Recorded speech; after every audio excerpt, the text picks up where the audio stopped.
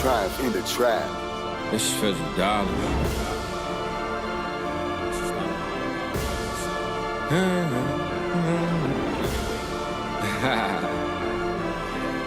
Do you believe in miracles? Ay, I play chess, but only in 4D. I'm by myself, but they think I'm 4D. When they see me online, they think they know me.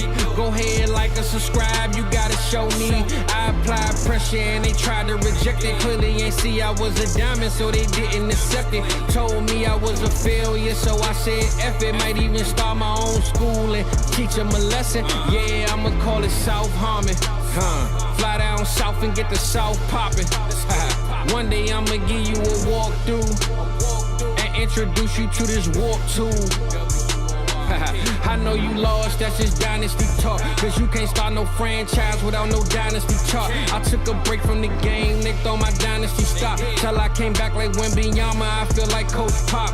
I can't say that I'm the GOAT, cause you ain't gonna agree. But if I own my own farm, I can make the GOAT. Me, the ladies love the beard and they used to love the goatee. That's when I was a lamb, burning music on CDs. I wasn't born in 88, December 87, that was 16 days away. Might fly to Dallas, why not? I just got paid today. When I land this Dirk statue, I came to fade away. Check the timeline for the stories and the play-by-play. My life a Patreon link, you gotta pay to play. I work 16 hours, boy, that's an 8 and 8. X Factor like Dez Bryant, my boy 88. Why dream light when you living like a heavyweight? This ain't a 1 week thing, we grind like every day. They know my destination, Devi, like I hang with Ray. If they ain't know my name, I bet they know my name today. Treat this mic like a ATM, let's make a trade today. Drop this on Fizzle Friday, cause that's my favorite day. And I'm gonna do it my way, cause that's my favorite way. They tried to put me on the shelf like I'm layaway. Told me it ain't no way, so I made a way.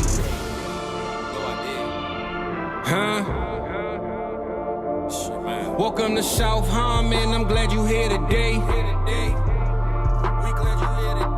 Welcome to South Harmon, I'm glad you here today. Welcome to South Harmon, I'm glad you here today.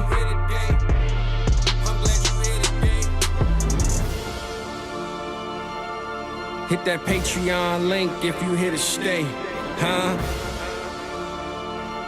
Treat this mic like an ATM, let's make a trade today. Yeah, let's go.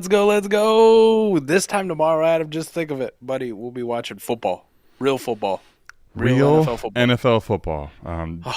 Regardless of who's there, who's playing, it's football, man. It's back. Speaking of back, Dynasty Degenerates, welcome back. We'll probably be about like halftime, about this time. Kind of lines up. Yeah, about that. We'll kind of have an idea. Someone's feeling good. Someone's feeling bad in a matchup, you know? Right. Like, you're doing well. If you got Travis Kelce, you're probably not feeling good at all. No. Unless you've roster constructed inappropriately, and all of a sudden you're like, I got Goddard on this team too or something. Like, well, this week you feel okay, but don't get rid of that, all right? Get rid of that. I'd like to welcome everybody into the first 40 Chess Dynasty Football Podcast of the 2023 season. I think it's official. We can do that now, right? Yeah. Week 1. It is. It's official. It is definitely official. And the great part is, Mike, when you're listening to this, there will be one game that's already been played. So that's it's exciting, man. The off season, it seems fun, right? Because you have the dynasty things like drafting and all. But man, it feels like that last couple months before you get there, it just feels like you're just on the edge of your seat. You cannot wait, and it just crawls. It crawls. Preseason lasts for fucking ever. Feels like we play 90 games. That's actually a good point. Like, if you think about how time is weird in certain elements, right? It doesn't actually change, but you think about how long ago did the Hall of Fame opening game feel like? Yeah. Eternity, right? Yeah. Felt like forever ago. Same thing with the Expo, man. Feels like it was forever ago that we did the Expo. And, right. That's like the first week of real preseason. Ugh. That's not even a full month ago, but that's how much your just anticipation is building. So ready to go. I like it. We got some Sammy LaPorta love in the chat already. To start this off, it is Sammy LaPorta season starting tomorrow. Adam, I'm actually going to start him in a league. Right? I kind of subscribe to that. So is that a this is the one you just can't have? You haven't been able to trade him so far? Yeah, I pretty much got rid of all the other tight ends, in lineup leagues. A-Warp, liquidate them, try to move them wherever. And this league, I was pretty successful moving on from a lot of them. So Sammy LaPorta, that's just going to be the guy we plug into the lineup every week until I'm told not to. Right? That's the dude. Right? We'll find somebody else if I need to. So we're going to roll out Sammy fucking ball game all year. Let's go. It's exciting, man. Mike gets to, he's had a hard time this offseason because the call on Sammy LaPorta got so overhyped so quickly that he feels like I don't get to actually relish in this, but you do. Here you do. Well, and it's a good thing about Iowa, man. I can just move on to the next one, right? Luke motherfucking Luche. Let's go. And yes, he is related. Can I tell you why Koopa is, speaking of related, Koopa is related to us now. He's a part of the family. Oh, shit. I forgot about those teams I need to set lineups on. We're so used to just best ball. This is perfect. And now you're like, oh, shit, I got to start setting lineups again. Don't forget, check them before Thursday because I'm telling you, this is one of the crucial errors in a lineup league is you don't think about it Thursday. You start the game and you're like, crap, why did I have this player in the flex spot? And more often than not, it won't bite you, but then you're like, why did I waste that? It should have been in the running back or the receiver spot, right? And then you have an injury, something pops up throughout the week. Now you're limited in your options at a specific player or a specific position versus a flex. Well, let's talk tonight about some week one strategy, right? Some strategy. Some of it's going to be, common sense for a lot of people. Some people who are newer to it, it may become important. You just touched on one thing, though. If you're in a lineup league, those Thursday night players, if you were planning on playing them and they're like even flex worthy, right? You're having those considerations. You got to make that decision soon because you don't want to be starting a Thursday night player in the flex. That needs to go into your official lineup spot. So if it's I don't know, Sky Moore season, are we going to say it's Sky Moore season? If you thought about playing Sky Moore, like he should be at your wide receiver 3 spot, not in your flex. Yeah. I put it like this: as far as my teams where I'm going to play Sky Moore, those teams where I'm trying to go to the bottom, hell, I'll put them in the flex. I'm not trying to win anyway. But who cares? No, realistically, if you're Sky Moore, any player in this game that you're playing, don't put it in the flex spot unnecessarily. There's just no reason to.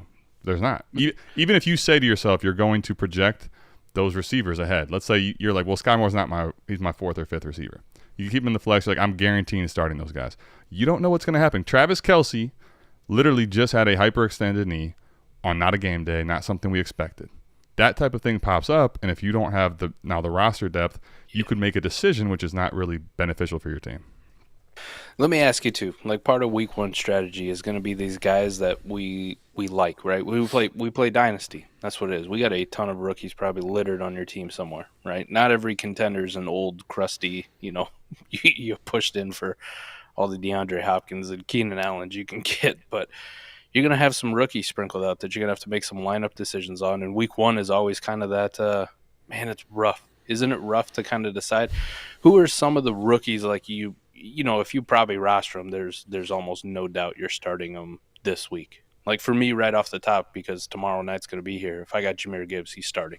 Like Jahmyr Gibbs is one of those guys I feel good about. I'm playing Gibbs unless it's one of these teams that I'm just gooned out at running back, and I shouldn't really be that way in a lineup league. I would say so. You're just talking in general rookies that I'm going to consider for roster playing. Like how many could you comfortably start? Like you don't have any qualms about starting this guy, right? Comfortably? Yikes. Yeah. Obviously Bijan, Gibbs I think is a comfortable starter. You may be like, I'm not sure what the workload is. We're not, but I think you can comfortably project him to get 10 to 12 touches in a game, even in week one. He's drafted very highly. I mean, Mike, you start saying comfortably? Say it. Doesn't the list end there if that's the specific wording? I'm not saying you can't start anyone past there, but comfortably? I don't know. Yeah. You tell me. I got 2 running backs, and that's pretty much it. I can make the caveat for A-Rich in my Superflex spot.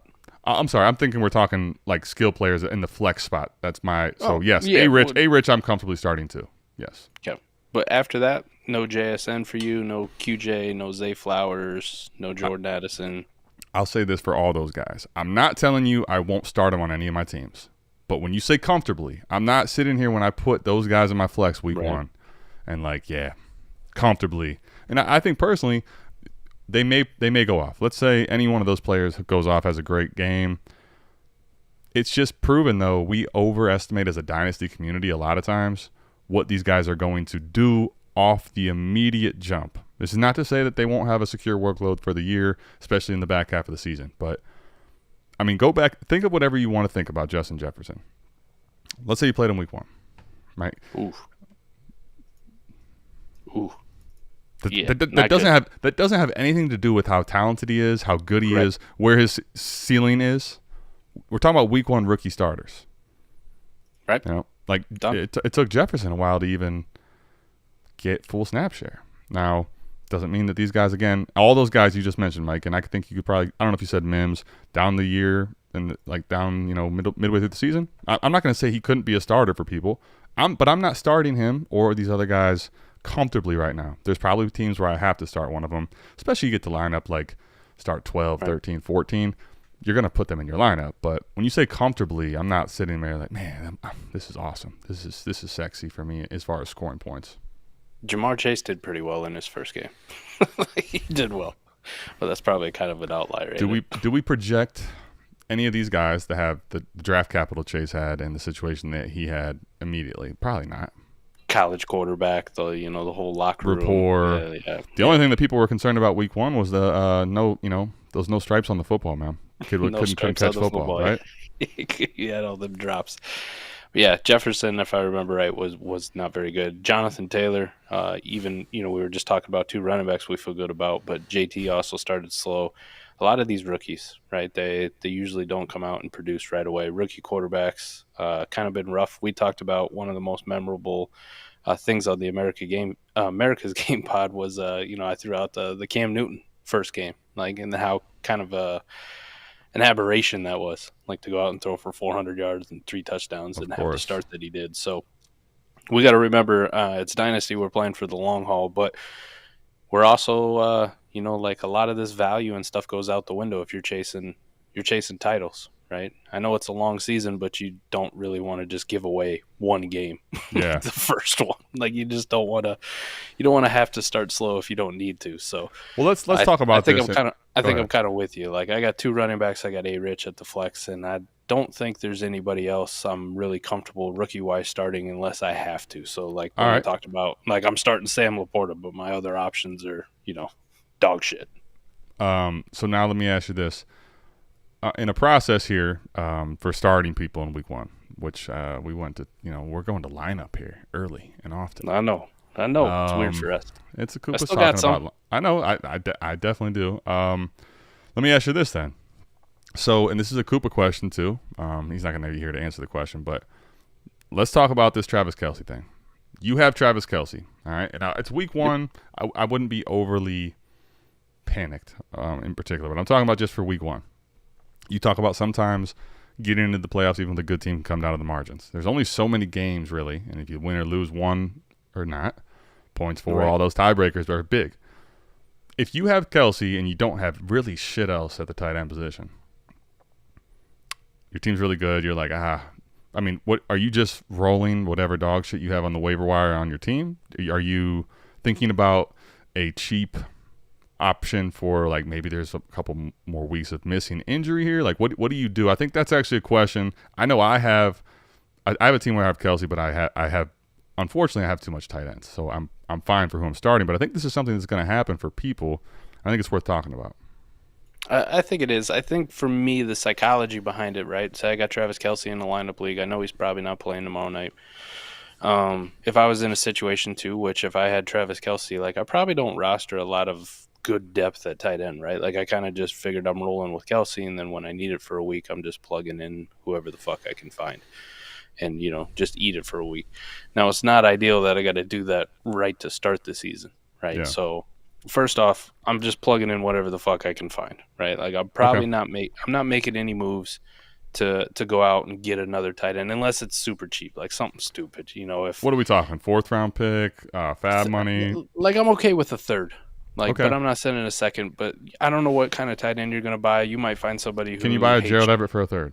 That was just the name I was going to throw out. You might find some manager who will give you Gerald Everett for a third. But it's going to be a tough sell because you guys also got to remember they're going to know who the guy is coming to ask for Gerald Everett and why you're coming to ask for Gerald Everett for a third. Here's why I say this, because I think what's interesting is I know majority of people are going to play this market game. And whatever A-Warp says, this is such a new thing, Mike, and how many people are actually caring about it.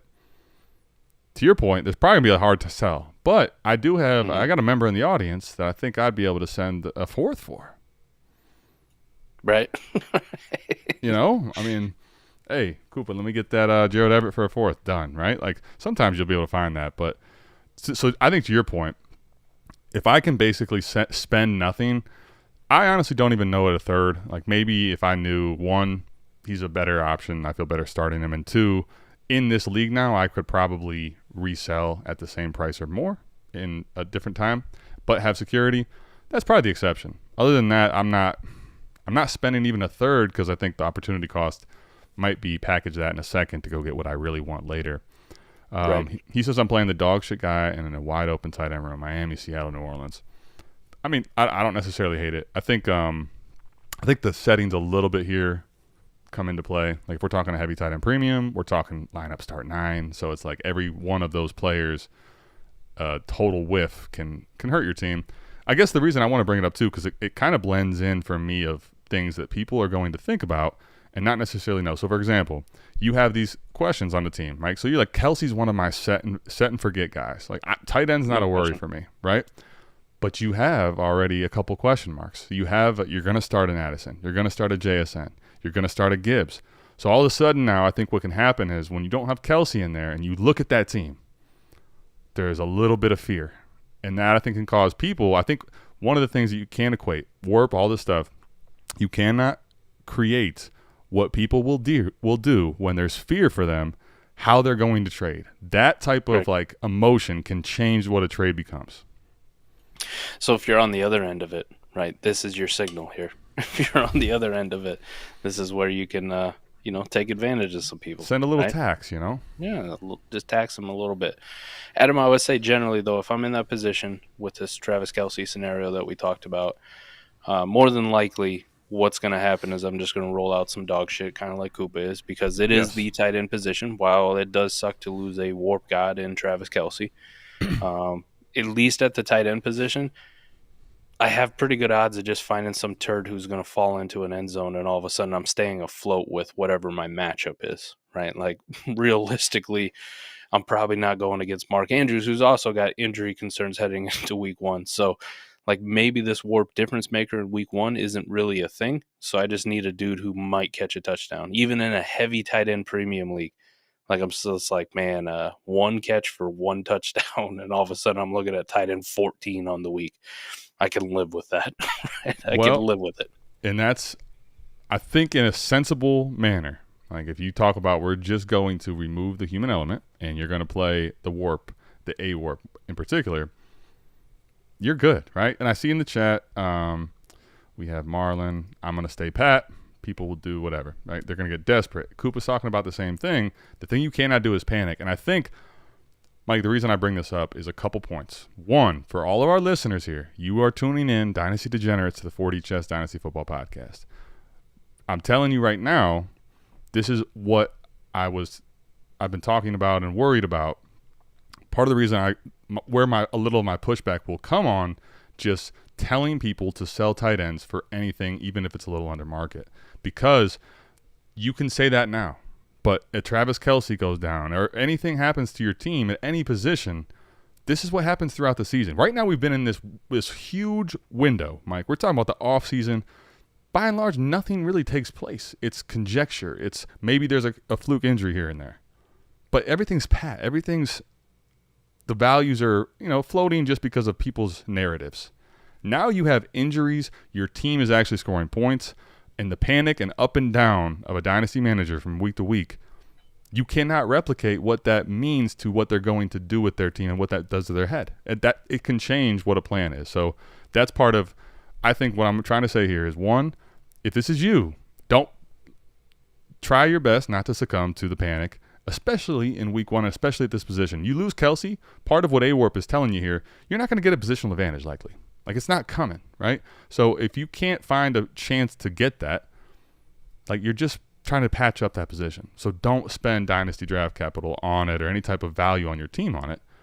And secondly, the reason why is the fear of the unknown or what it's going to be. And you can prey on that on the flip side, Mike. You can try to sell your tight ends that you've been trying to move in situations like this. So I think on the 4D lens, you can play this to multiple levels of your league depending on the situation you're in. So to be clear, like, you're not selling tight ends in lineup because of this situation for the ability to move them to other managers, right? Like, I'm selling them. I'm absolutely with the process, right? What I think where it's dangerous is if you tell people to do this as a whole and right now. And what I don't want to do is just sell way light on market. I'm comfortable. If you tell me you're going to get close to market, even a little under, yes, do the process. I'm with the process. My point is we're both there. We're both there. My point is now, if you were to go further and you're like, I'm going to abandon like what I have here. I just want to liquidate it and go to the right process. And you kind of burn through a bunch of market, and now you have one dog shit tight end, or you had your Kelce, because that's what the one other option is. That can cause all your plans to go awry, and now you're spending all this capital where you burnt away at discounts, and you're going to spend possibly above market to patch up, and you're going to forget everything that we just did. The whole reason you do it. Like, the human element changes what people's plans are. I'm all for selling tight ends, right? Like this A-Warp thing. And I'm good with it 75, 80%, 90%, whatever you can get. I'm not selling these tight ends for fourth round picks, Adam. Because the reality of it, fourth round picks don't mean fuck all in 90% of the leagues. Like, they don't. And they're actually mostly a hindrance to you, to be honest, because nobody really fucking wants them. Nobody's like going to take a package of force so you can move up into the third round in your rookie draft to get that guy that you're like, holy shit, he's not there. And the other thing, you usually take these fourth round guys, and then you get to about right now with roster cut downs. You're like, well, fuck, I did draft him. Like, should I keep him? And in reality, it's a roster clogger piece of shit wide receiver that you should have never had on your team to begin with in the first place. Like, has zero prospects, right? They're just super lawn darts, right? There's no point in it. But the principle of liquidating your tight ends, right, like, I would still do it. I understand there's a little bit of like market now, like you could probably capitalize and get a little bit more than what market said, a week ago. But in general, I just want to make it clear from my standpoint that I'm not holding on to, like, if I got Travis Kelce, I'm not holding on to Gerald Everett's, I'm not holding on to Tyler Higbee's on my team when I could liquidate them for draft capital because I was worried about possibly, Travis Kelce going down. Like, I just know this is an asset that I'm plugging in, right? Yeah. I just wanted to make sure that we're clear in the advice that we're giving. I get you. You're spelling it out for everybody. No, I'm not telling you, hey, you should hold insurance. That's absolutely not what I'm telling you. Don't hold insurance or dynasty value at the tight end position. That's not a difference maker. My point is I don't want to burn that in a process of, like, I think a lot of times what's going to happen is people are going to look at their team. All right, oh, shoot, man, my roster construction given this A-Warp is off. I got 6 tight ends. Like, right. I want to just get the value, extract the value now. Like, I don't want to wait for what the offers might be in market. And I understand that. I'm not saying you don't want to get the ball rolling. I'm not saying not to do it. But if you're selling all of them in a process of selling light, my fear is that whether your process is good or not, people's plans go awry when injuries happen. Like, this is just Kelce's a good example of he got hurt week 1. I mean, you shouldn't be panicking, but I guarantee you there's people that are. The flip side of that is also understand that, right? This is a time if you couldn't liquidate some of your tight ends, go find that guy. Maybe there's people out there that are willing to buy tight ends, and you can do it at the right time. So what I'm really advocating for is not against this process. It's against being too extreme and making it happen because you don't think there's value in the point scoring of this position. I agree with all that, but just the level in which you go to it would be my caveat as far as, like, actionable advice. Here's something too, just on the tight end point, now that you brought it up, and this is going to be a big shout out to our guy Dynasty Barry, fucking incredibly smart dude. And if you're in our Discord or our Patreon, like, start up a chat with him, pick his brain, because you're going to learn some shit. But I don't know if you saw that spreadsheet he made just based on underdog. Yeah. Right. So essentially he tracked three years, of ADP and warp data and end of the season finish. And he put it in this nice fucking spreadsheet where I can look and I can go, you take the names out of it, right? You're just looking at tight end 6. You're looking at tight end 12, right? It's just the average. And then he put it on there, like the difference between where they actually were in warp and where they were drafted, right? And what that value decline is, give or take. Yeah. It's pretty easy to see on there too. Like he made it green and red because I'm a dummy and I need stuff color coded for me because I eat crayons. But Adam, it's like, tight end 1, 2, 3, they're either green or, tight end 1 is minus a few spots. Yeah. But then you get to tight end 4 through 7, all red, almost all double-digit dips, like from where they were drafted ADP-wise versus where they finish in warp. And you're going, that is, we talked about this running back dead zone for years, right? Talk about it. That's the tight end dead zone. And if you translate that into A-warp and you look at some of these graphs, it's 1,000% true. And like those are definitely the dudes you're liquidating. And then the rest of these tight ends, man, like down to, you get this nice little pocket, like tight end 11 to 19. Like if you kind of wanted to take some darts, like some gambles on there, that was going to be your quote unquote A-warp tight end. Like I couldn't fight you on it because historically they generally finish better than, what draft capital you're spending on them. And this is just looking from a redraft lens, but we know so much of redraft ADP also bleeds over into dynasty because those vets get pushed down even farther because they're old and crusty and nobody gives a shit, right? Like they're not young, hot rookies, so no one cares. And then after that, Adam, it's like all those people who are chasing those, well, this guy could be a back end tight end too. Don't draft those dudes. Those dudes are shit. Sure. Those dudes are dog shit. And the rest of it, 36 to like 60. Just pick one. You're probably going to be right. Like it's probably going to pay off for you just to have one of those. So I thought that was a nice summary of kind of how I felt about A-warp going in. I get to see this graph and I go, man, it's even color coded. So it's made up for dummies like me. I can really just pick this data out and I know. But shout out to DB, man. Great fucking work, buddy. Great work. Yeah, so absolutely. That's kind of where I'm at on these tight ends. But I also do understand we do play Dynasty, Adam, and there's a realistic scenario like you're talking about where if I'm rostering some of these dudes that, shit, I need to replace Kelce, I'm panicking because we all know those guys who go on full tilt. They go on full tilt at a fucking moment's notice, and those are the ones you like to take advantage of. So having that little ammo left, very viable strategy. And I think it's also like a patience plan as well. Like even if you know this is the correct play, and this is a roster construction thing, warp thing in general, not even just the tight ends, Mike. If right now I want to get to roster construction, but it's going to be suboptimal for me to get there in value right now, I'd rather have it today. I'd rather have all the roster construction, all the pieces. But understand it. Rome wasn't built in a day, man. Right? You can't force it. You can't force it, right? Because if you're just saying I'm going to do this in the process, and you're going to kind of, like you said, force it, or you're going to get there in a hurry, like you don't have to be there right now. That's to Koopa's point about Kelce not panicking week 1. You don't have to panic because Kelce's going to miss 1 week. It's week 1 though, so people will overreact because how long has it been? Everybody is begging for this, and now you have, oh my gosh, this team I've been looking, it's Kelce and tight end the whole offseason. Now, who am I starting here? Zach Kuntz, is he going to play? What do I do? Like, there's the human element. So my point here is, one, if you can, when you do this process, ask yourself and be serious, like, can you stomach putting those tight ends out there, or are you someone that might look at that roster baiting, Cody, I'm roster baiting my team. Damn it, this tight end I want to go higher, and you end up going against your process, which then would be detrimental to how you liquidate it. So that it's more of a small time thing. In a bigger picture, I'm liquidating these tight ends.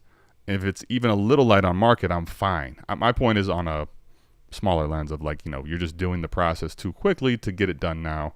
And I do think, to your point, one of the things I'm going to definitely look to do in spots where I wasn't able to sell tight ends in the market value that I want is, you see the Kelce manager in your league and he has someone, not anyone great after him, right? And you're thinking this guy relies on him.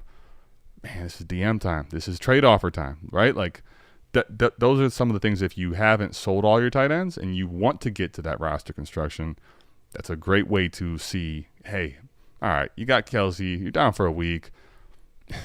What if it's not going to cost you much? What if you, here, I'll tell you what, I'll do you a favor. I'll send you this Gerald Everett for a third. You could even grease and maybe try to get a fourth or something, right? But the point is, that's not a big ask for a guy that probably really overvalues the tight end position, right? So there's that dynamic I think you can play. So let me ask you then on this Kelce strategy too. And like this will be a quick question. I mean, so you're in this position, right? We kind of talked about it. We set up this scenario. You have Travis Kelce. Your options are probably on the waiver wire, like like Poopa mentioned in the chat. Like the Dolphins tight end room because it's just so fucking open. Like you pick up a Durham Smythe or a Julian Hill. I finally get it right. Finally, there it is. 3 different Koopa, shows. I let Mike just think it was Justin. That was so awesome, man. That was so awesome. Like a Julian Hill, and you just roll that out and you take your shot. The rest of my lineup, like what I'm doing. Okay. Adam, is there a scenario where you try to get a little bit more frisky and risky, right? So I'll give you an example. You might be starting a Brandon Cooks in a flex spot, right? Okay. It might be a start 13, start 12 league where Brandon Cooks would be a reasonable starter in a flex, like for example. Instead of starting Brandon Cooks, do you go, man, I know rookies don't produce right away, but something about Marvin Mims and Judy being out and, this Sean Payton offense and the draft capital, like do you roll the dice on a guy like him to maybe go out there and get 2 long touchdown bombs to try to make up for the fact that you're missing out on a lineup stud you're talking about in your roster approach now. Yeah. How you're setting your lineup, do you get a little more aggressive with a little more frisky in week 1 because that hammer of Travis Kelce's down for the count. So I would say as a process, like I wouldn't get too crazy. Like if your team's rostered right, like I'd let my team go out there and do its thing. Now, if Kelce's this hammer and you're playing a good team, I could see where people have this type of a thought process. That specific one, like, okay, yes, Marvin Mims probably has some upside given what we know. But I also feel like Brandon Cooks is just as likely, probably more though, to have possibly big games. So the process that you're talking about here, yes, I may shoot for the moon on a spot. It was all right. Maybe not Brandon Cooks because you like the offense and I like him too. I mean, we're not gonna get 2 players. I get your point. Go ahead, give me another example. Juju, week 1 Juju, like how you feel about him versus like a bigger upside play in Marvin Mims. Is this a setup? Marvin Mims, baby. I got to go to the other extreme. You like Brandon Cooks. Ooh, I know y'all see that? So. I'm allergic to bullshit. I'm sorry. Wow. That was a big sneeze. No, I mean, yeah, that's actually, all jokes aside, Juju is a fine floor play, I think. I'm not saying I'll probably start him on lineup teams, especially the longer ones start 12 and stuff. But yes, that would be a good switch out for me. If Juju goes out and has 6-8 points, that's what we expect. He could have a little more than that. I'm not saying he has no upside at all, but Marvin Mims probably to me is just we could be totally wrong, right? But I think I personally would make a move, something more similar to that, where I think this is more of a floor play. I'm chasing a ceiling in one spot in the flex. All right, last thing we'll talk about here, the last one that I really wanted to cover. And Koopa kind of brought it up in chat. Well, you're saying a half hour where this is the last? How quick we getting out of here? Because this is going to take a bit. This is going to take a bit. Fair. Okay, let's get there. It's week 1, and people are going to overreact, to everything, right? Your favorite sleeper goes out and scores a touchdown, and I'm going to be guilty of it. You're going to be guilty of it. Everybody in here listening to this, they're going to be guilty of it. I told you. Y'all didn't listen. Antonio Gibson with no Brian Robinson. See? Right. Ben told you. And then a couple weeks later, we're going to have wild swings. Now, Adam, I don't know how to describe the proper reaction to have to some of this, right? Like how to identify stuff that we're obviously going to overreact to. It's kind of like there was a senator years ago, or somebody testifying before Congress, and they asked me to describe porn. And he said, I can't, but you know it when you see it, right? You're going to know it when you see it, Adam. So let's try to describe it the best way we can. Not porn, but overreactions. Like, what are going to be some of these overreactions that we're going to get to? I know one for me last year, not only on the positive side, but on the negative side, was we had to talk about it right when we did the recap show, which is also a great time to plug. Sundays, we got you covered, right? Start sit in the morning. Between the afternoon games and the Sunday night game, come in for the early reactions, the recap show. So go check that out. One of the ones that we talked about week 1 last year, Justin Fields. Like, what are we doing with Justin Fields? oh my God, this was horrible. And Adam, kind of what did we say at the time? It was a fucking monsoon. Like, I'm not taking anything away from this game on either side. Like, you talking about Trey Lance or Fields? Trey Lance versus Justin Fields, week 1. Yeah, I know. Yeah, don't try to throw shots at me here. All right, I'm talking about the panic. That's all. I'm the overreaction. Yeah. So Trey Lance versus Justin Fields last year, monsoon game. People losing their shit because neither quarterback really did anything worth a damn. Like how do you spot these kinds of things? Does it have to be a damn monsoon, or are there some other indicators for you where you go, like, I'm going to actually put stock in this, or I'm not going to put stock into this reaction at all? Gosh, so you're saying, like, I feel like it's a loaded big question, but you're saying the last specific one there, is there factors about the games in the short term that really like what stands out to you, man? Like, how, this is why it's tough to describe, but I kind of want to talk through it and see if we can get some key points. Yeah, I'm with you. I was just trying to get a little more clarity on the starting point here for me. Like if we go out and let's just say hypothetically, Deion Jackson has a big game. No Jonathan Taylor. We didn't really know if it was going to be Deion Jackson. They say he's going to start, but is Evan Hull getting some work? Like, what's it look like when Zach Moss comes back? Deion Jackson goes out, puts up 120 yards and, a touchdown or two. Like, has a really good game. Like, how much do we overreact or buy into the Deion Jackson thing? Okay. Like, what are some indicators that would pull you back and you would go, no, I still want to wait and see before I go out and just try to buy Deion Jackson everywhere for a second? So I guess I'll tell you for me, and this is where knowing where we're coming from in the offseason. And people will start to transition before the season starts, and even, week 1, they're pretty much supposedly all loaded on this contender thing. But this is where the biases of our community, I believe, and not that I'm not guilty of it, I'm talking about everyone, me too at points. One of the things I'm trying to get better at, though, is, all right, I think one of the things when you talk about a Deion Jackson, this name is no longer, it's Deion Jackson. Like, we're ready for this breakout coming for Deion Jackson, right? So for there, I think the community as a whole is disinterested. They're gonna feel like this is a trap. This is something that we know is not a long-term process bet. It's not something worth sending draft capital for. Even if Taylor's out, like, this is just not the player. He can be replaced. It could be anything. Now, I understand that, but I think also there's a zig and a zag and a push and a pull to everything. Because I think it's almost to the point now, Mike, because, for example, week 1, any one of those receivers we mentioned, any one of these running backs that's young, Roschon Johnson somehow ends up getting – Khalil Herbert fumbles once or twice, and Roschon has a great game. Like, that right there is going to be the holy shit. I've been told you guys, all the Roschon right. Those people will come out of the woodworks. All the fantasy receipts are going to be about they called this. Whether they did or didn't, that's what's going to be the narrative. And that's a keep trade cut player that's going to go to the moon. I mean, in 1 week, right? Mm-hmm. Deion Jackson will not move a lot. I mean, unless you're talking about he's just like running back 1 on the week doing ill stuff, right? All the touches. Right.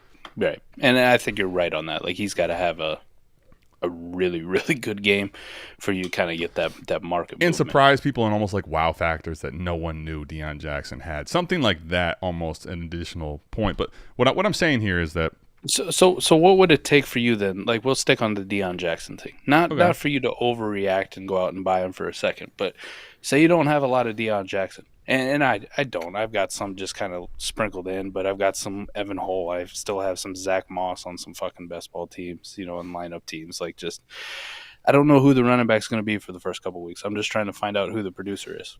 Yes, they are, Alex. Is there anything that Deion Jackson can do? Like, is there a scenario that could happen with Deion Jackson this week where you would go, listen, I'm going to go test the market in every one of my leagues, as a portfolio on my contenders, and see if a third will get me Deion Jackson? Like, is there something that would make you buy into going, this might be the dude for the season?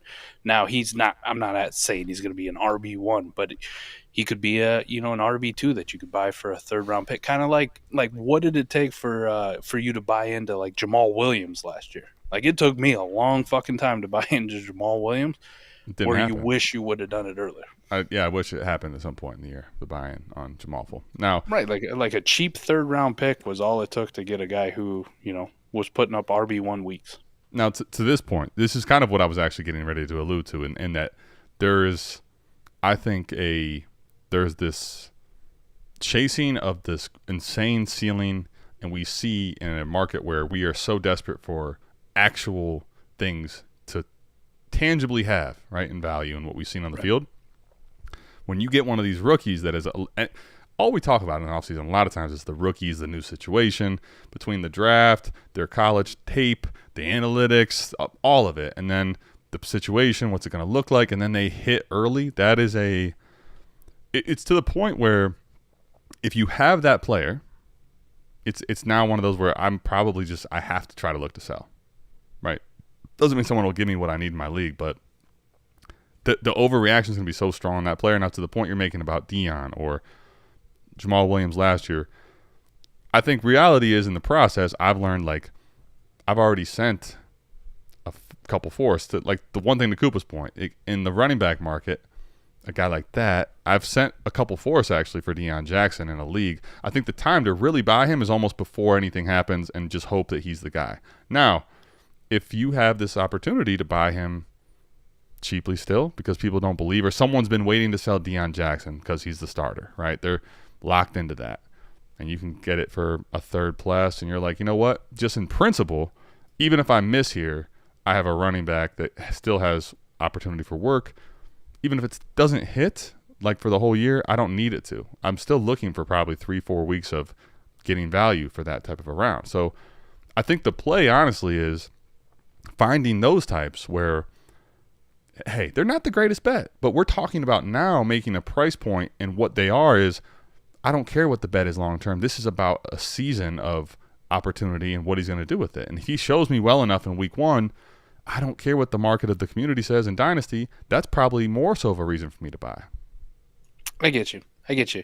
I think there's some, like, indicators that I'll point out, and this is a lot easier to quantify with skill players. Quarterbacks, I mean, they're a lot tougher, right? The market's more fickle, and we see quarterbacks who will have, kind of god-awful, horrible performances, and people want to write them off, Justin Fields. And then all of a sudden, by the end of the year, they're a top 8 asset. Remember when Trevor Lawrence was, like, toast, right? After rookie season? Right.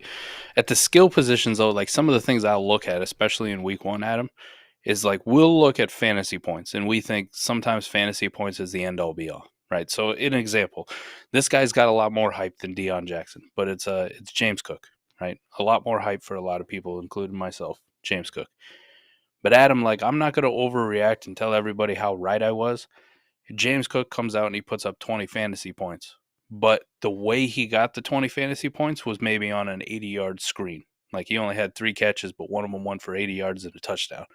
And then he broke like a 50-yard touchdown.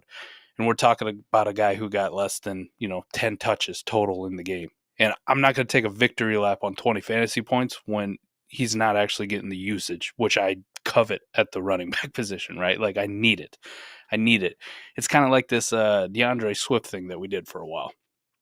Highly efficient, but the usage sometimes wasn't ever there. And really, with running backs, like, I'm really just looking for guys who get used consistently, because I don't want all those big giant, ups and downs and lefts and rights of, how you feel week to week on starting this guy. Now, Swift's kind of a different case, but I'm just using James Cook as kind of in that example. Like, if he had less than 10 touches but scored 20 fantasy points at him, like, I don't really count that as a victory. Like, I told you I was right on James Cook, and I'm going to go out and buy more James Cook now. I feel more confident in my take. I look at it and I'm actually slightly concerned. Like, what happens when he doesn't break one for, 80-yard touchdown? So you're talking about, if we go to the receiver lens, Shotter Bateman. Or Jahan Dotson last year. Sure. Similar case in point.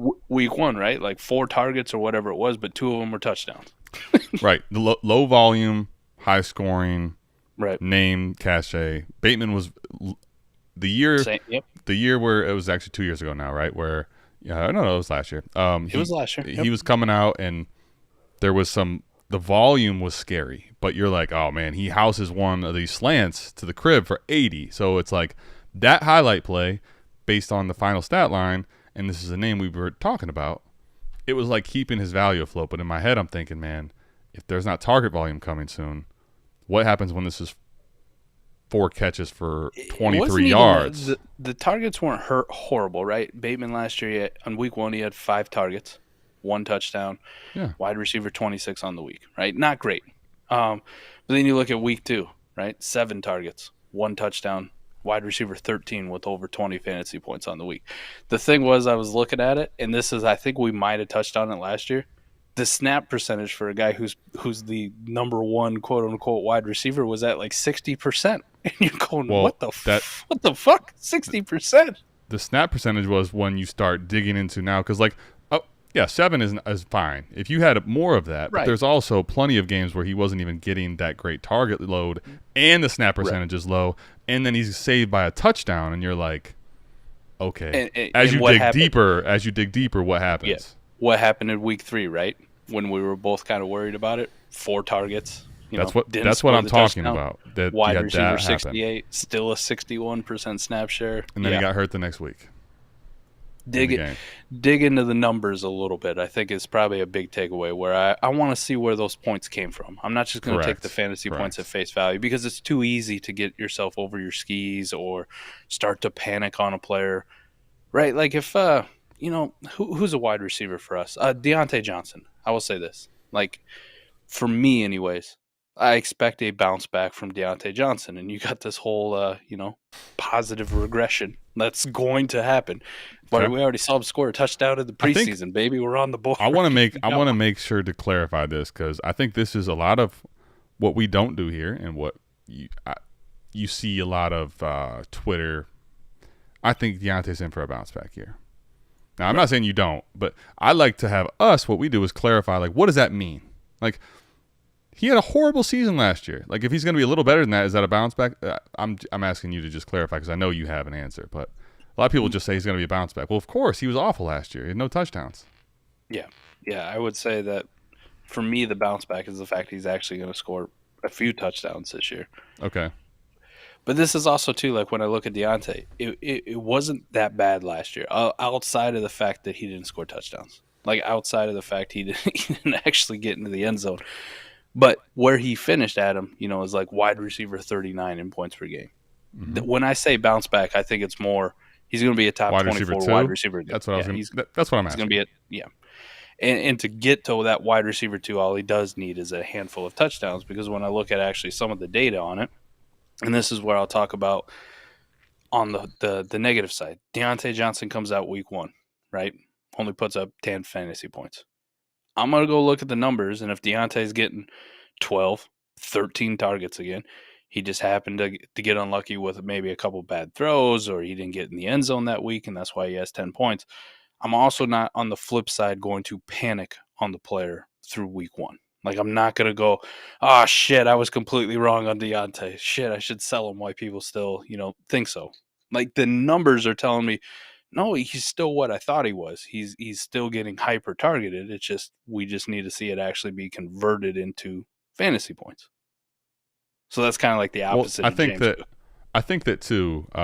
There's a go ahead, finish the James Cook point though. I'll let you have that. No, that's just what I mean. Like last year with Deontay, and I don't know if it was right or wrong. I don't think anybody had the fortune teller. Deontay Johnson, his first 3 games, 12 targets, 10 targets, 11 targets.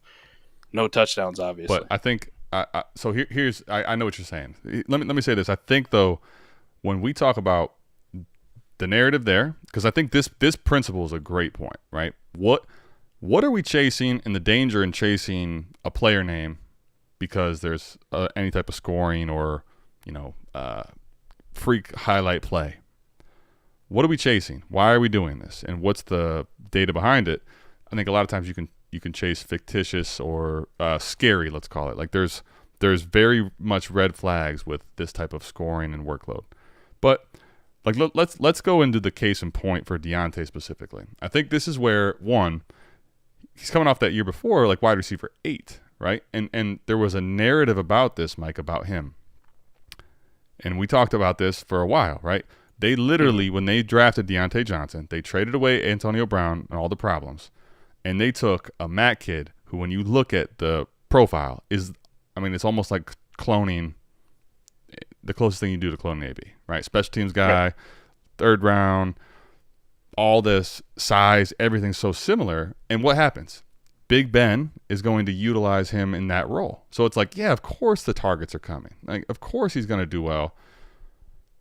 Then now you have what? A new rookie quarterback that didn't have the rapport with him. The interesting part you bring up, though, is that he still was earning targets at a significant rate, which was defying the whole logic of it's just Big Ben does this to him.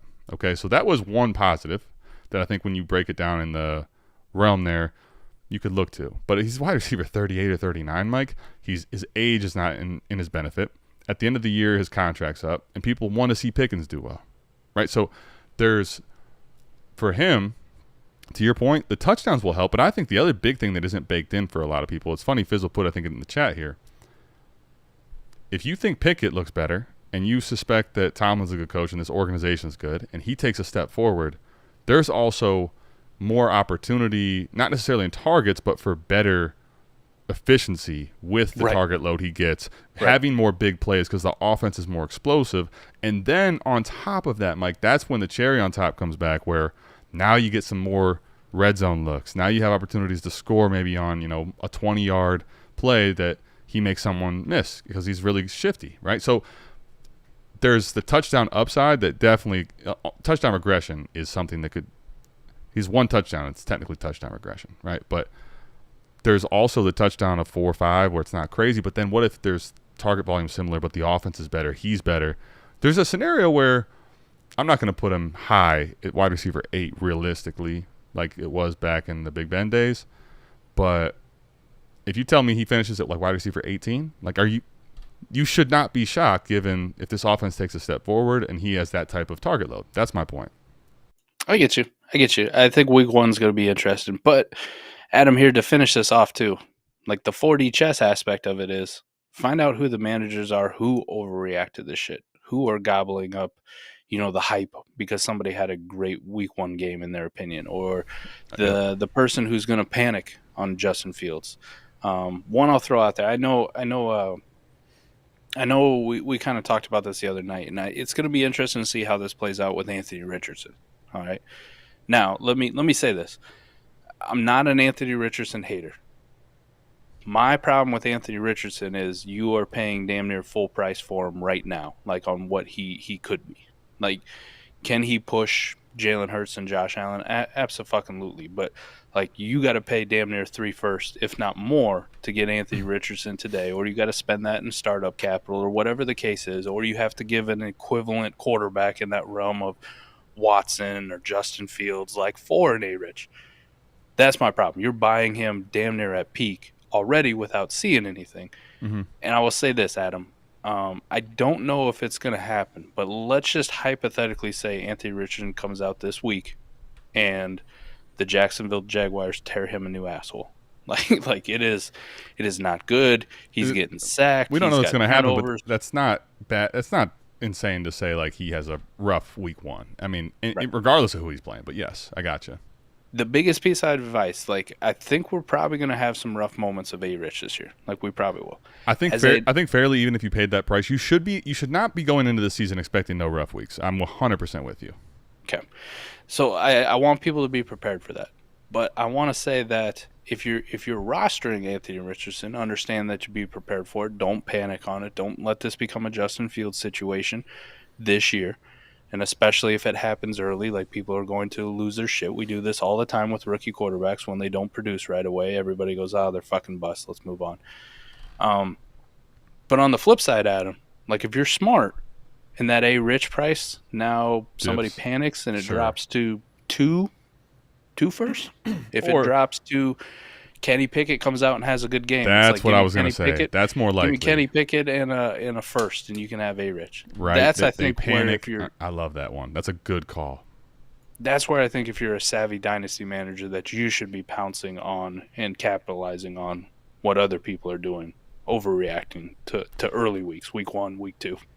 So I love that point because, well, it's not that, to your point, like in value purposes, I think that the large majority of players, though, in this situation would be looking to get a safer quarterback option that might even have a little more spice than we once thought, given production on the field for a week or two.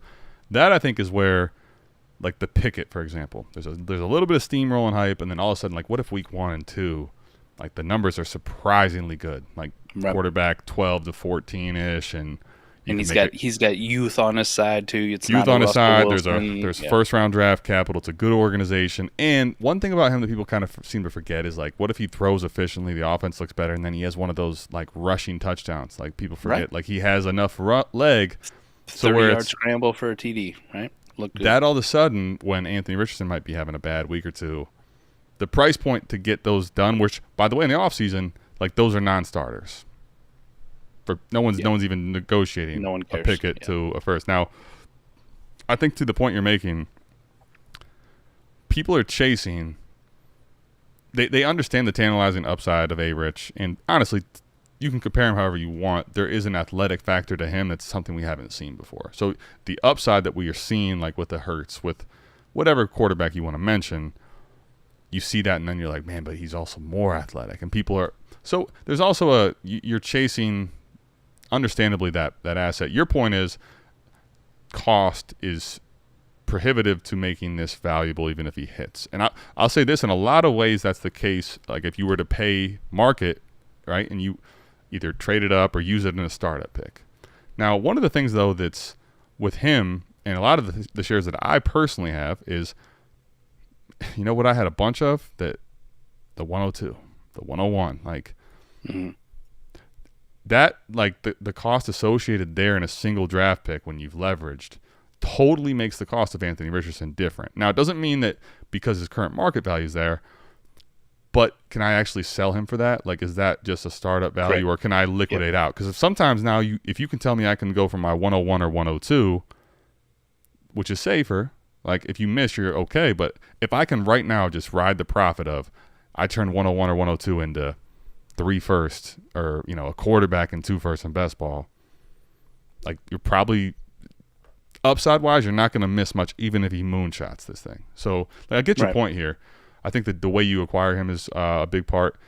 I think one thing to keep in mind with the specific narrative you're talking about, with the overreaction up or down, I think he's going to have – 1, games that are going to be bad. But then 2, you're looking at, you know, not just games that are going to be bad, Mike, but the way in which his good games are happening, there's already going to be, like, you talk about looking at the analytics side, there's going to be holes in the narrative of his good games because of the rushing upside to where that will almost bleed into the value of his bad games worse. And then you're going to have what is one thing I'm very interested to see how the community as a whole reacts, Trey Lance. Now, Trey Lance didn't play, but the point is we expect Trey Lance, and we've been holding on to this high upside hope, and that's why he carried that value. I think that narrative and how he fell, and great draft capital, 3 first-round picks poured into him, I think there could be a little bit of recency bias there, which shouldn't be, but almost gets put towards Anthony Richardson as far as his future casting of his career. I'm with you, buddy. It's gonna be interesting to see how it plays out. One of the things too, back when we were arguing way back at draft time, you know, A-Rich or Bijan, like who you taking? The interesting. Right, I'll take Bijan right now. Okay. And the interesting thing, the reason I still say this is Bijan is because, listen, the price I got to pay for Bijan, you know, whether it's the 101 or where I take him in a startup or, you know, even a trade, right? Let's just hypothetically say they cost the same thing. Yeah, we're rocking the water. I'll have a story and then we'll get out of here. But the Bijan thing, the reason I'm comfortable taking him in the 101, Adam, is because you're spending the price for a guy that realistically has a shot at being a warp difference maker for you this year, like being the RB1, 2, 3. Anthony Richardson's more of that long-term play. Like, we hope he can develop into being a top 5 warp quarterback. Like, we hope that's where it's going to be. And it's not perennial, for a couple of years, QB 11, QB 12, and you spend all this capital on it, and you're still waiting to kind of finally realize it. The nice thing about like Bijan, even though we all hate running backs, is it's one of the only assets in people still really want because he's young, he's on a rookie deal, he had high draft capital, and from a WARP perspective in your leagues, like can actually deliver you game changing like type WARP, like that positional advantage. I don't think I don't think there's a lot of people who are reasonably going to project year 1, 2023. A-Rich is pushing any of those top 5 QBs, top 6 QBs right now for a warp advantage. But I'm not saying projecting that would be silly. Right. To say I project him to be a top 5, that would be, I agree, that's silly. But if you told me there's a scenario where his high-end ceiling is 5 to 7, is that you're like what I want to make sure is clear is I don't think that's outrageous to think if he's as athletic as we think. Forget even what his passing is. Like, that's not ridiculous if he actually is an efficient rusher and runs a lot. Now, I agree with you though. Like, projecting him to be a warp difference maker in year 1, could it happen? Sure. Projecting that is not smart either. I would agree with that point. This is always kind of the weird thing too, just on A-Rich here. Okay. you know, like you said, right? Whatever his passing is, right? The biggest knock like people seem to have, and I got to fight them off on, is the Justin Fields thing. Sure. And when Justin Fields came out, like, we knew he could pass, and then we just haven't seen it in the NFL, and people still knock the shit out of it. Like him personally, no matter the fact that he goes out and he runs for 1,200 yards in a season. Okay. So it's going to be interesting, this dynamic, just on A-Rich in general and how the community perceives him, Adam. Let's say he does go out and he puts up, Justin Fields like rushing at some point. Maybe not this year, but, maybe next year, for example. He puts up these Justin Fields guys rushing, but the EPA or the YOEPA or whatever the fuck like the data is that people judge these quarterbacks on looks as bad as Justin Fields. Like, are we in the same spot then with Anthony Richardson, or does he get a pass? Like, they're both young. Justin Fields going into his 3rd year. At this hypothetical, A-Rich would be going into his 3rd year too. Like, did people shit all over him again? And plus you got the whole Trey Lance thing like you were talking about. It's like, it's weird to see how this A-Rich thing plays out in the long term, just because I've seen other similar situations where people are shitting all over these, and we've seen like market fluctuations so much. Like, you're either in on Justin Fields or you're out. Like, I'm in, but there's a shit ton of people on X at this point that are way out on Justin Fields. Yeah, I think, well, first and foremost, let's address something that has to be said here. So because of the way in which his NFL view is going to be different than whatever his fantasy is, that clouds and I think causes a clear split, a divide in how people view a player, right? Now, it's easy to say with Draft Capital Association in the summer, look at all this tantalizing. He looks great. He's week 1 starter.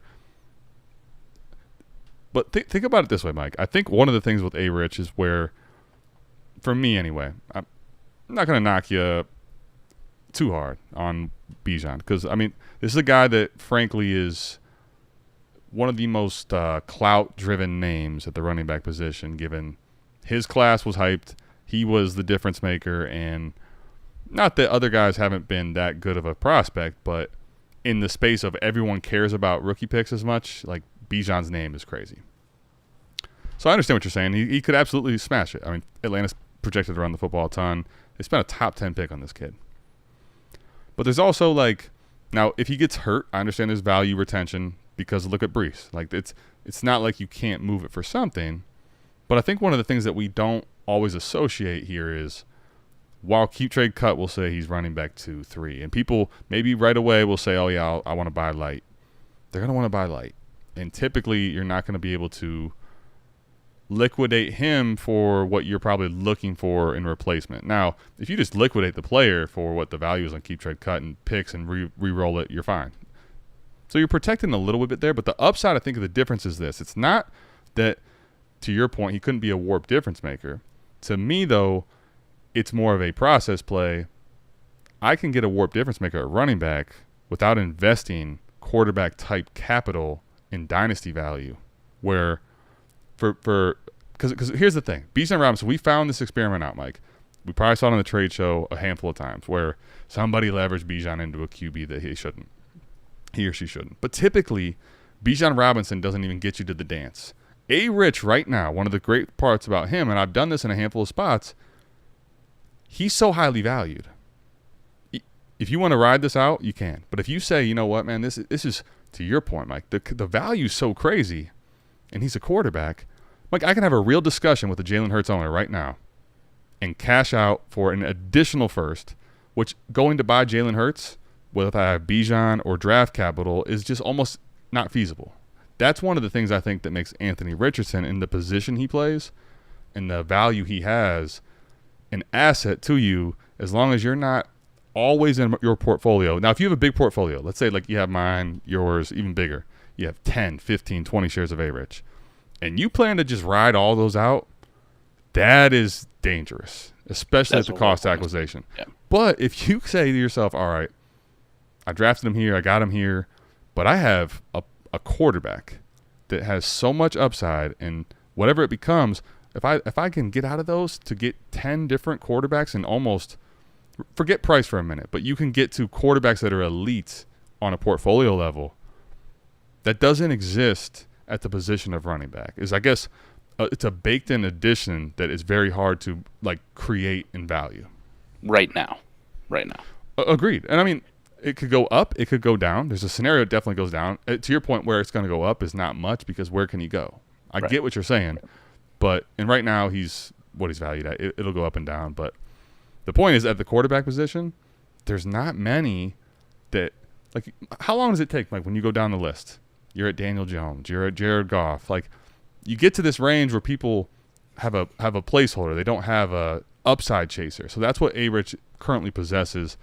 I don't disagree. There's going to be points that you're making that I don't disagree with, by the way. Like, he's very unsafe in a way. If he plays poorly, the rushing's not as great as we think, and there's a bunch of holes in his passing game. Like, I don't know what that looks like. It's interesting to think about it, but we'll see what happens and what comes to fruition.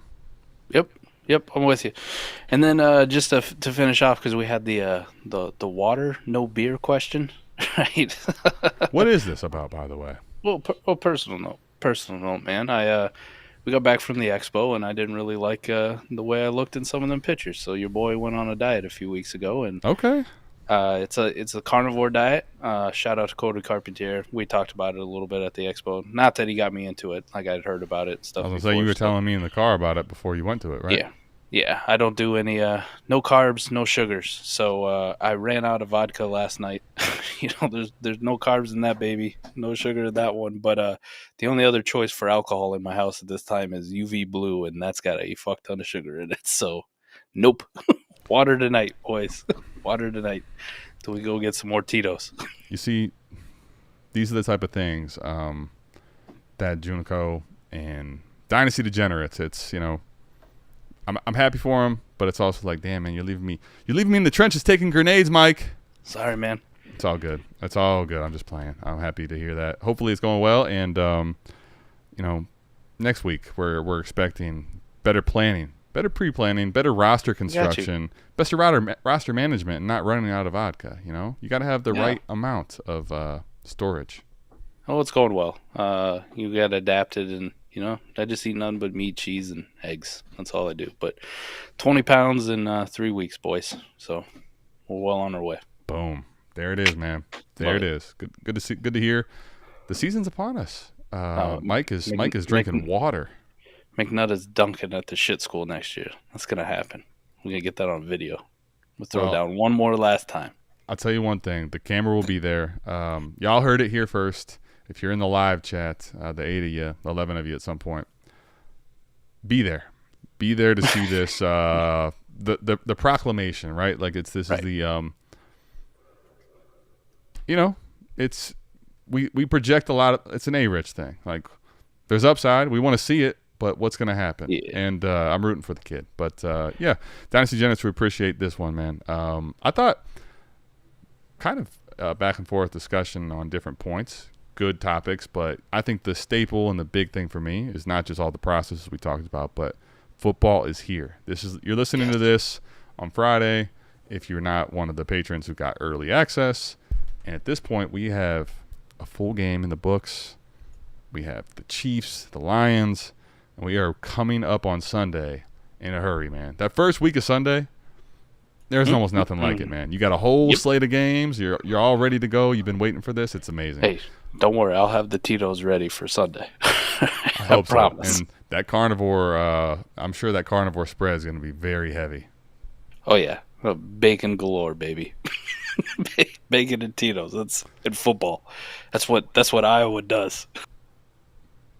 Do you believe in miracles? All right, Dynasty Generous, we appreciate you guys tapping in. Hope you guys found this one valuable. And just remember, when your league mates are playing chess, play 4D chess. That's going to do it. We're going to bounce out of here. Make sure you're tapping into the YouTube channel on Saturday. We're going to have an Executives versus South Harmon draft. Redraft, 16 teams. Winner gets a belt. Loser does the one-chip challenge. Somebody also put in here, Dynasty Alex, I don't know where it is now. Holograms are so back. Sunday. They are. Also Sunday. Patron show, start-sit show, football. Recap. Football. After the 4 o'clock game, before the Sunday evening. Sunday recap. Holograms are back. Sundays are back, man. I'm ready to go. We're back. All right, we'll see you guys next time. We're out of this thing. Peace. Peace.